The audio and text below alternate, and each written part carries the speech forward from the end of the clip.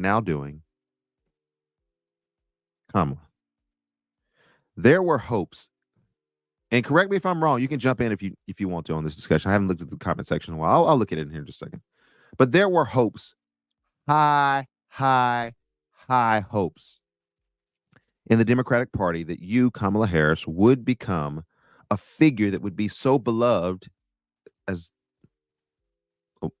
vice president, that you would be able to perhaps slide into the role of president because you would have a wave and a momentum of people who had grown to love you over the last 4 years. That is not what has happened.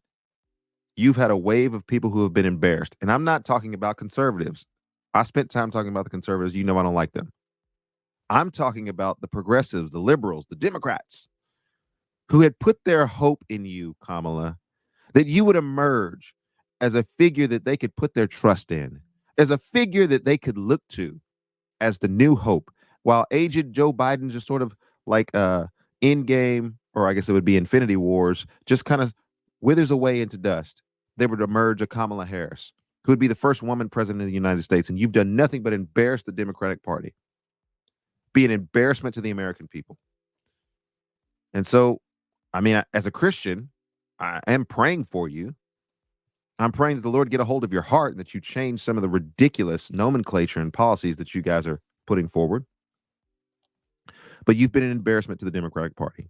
Let's watch this story. March for Life. We have team coverage beginning at the White House, where we asked President Joe Biden about the annual pro-life event. White House correspondent Owen Jensen reports.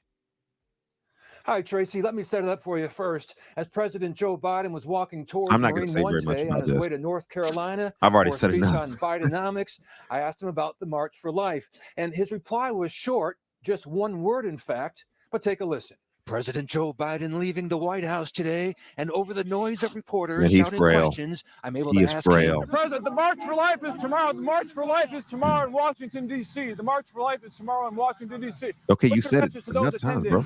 March.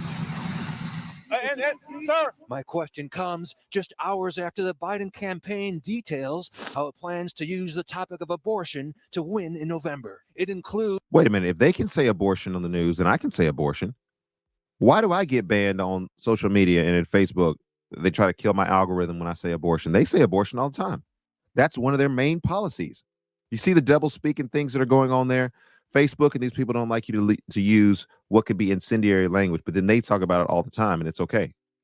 They can put that word out there and try to favor it and position it in such a way. But when I talk about it from a very unfavorable standpoint as a pro-life conservative, as a Christian, then all of a sudden I don't be saying that.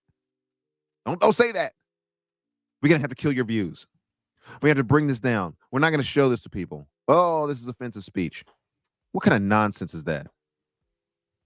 Right. Slamming former President Donald Trump over what it calls his abortion bans across America.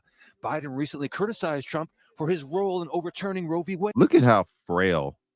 Look, Donald Trump, he has some vibrancy to himself, but look, this is what we get a chance to look at.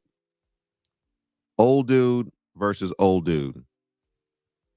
Old, aged, frail dude versus old dude. Wade. Now Trump is trying to unseat Biden. And it's time for the Republican Party, frankly, to come together and to unify.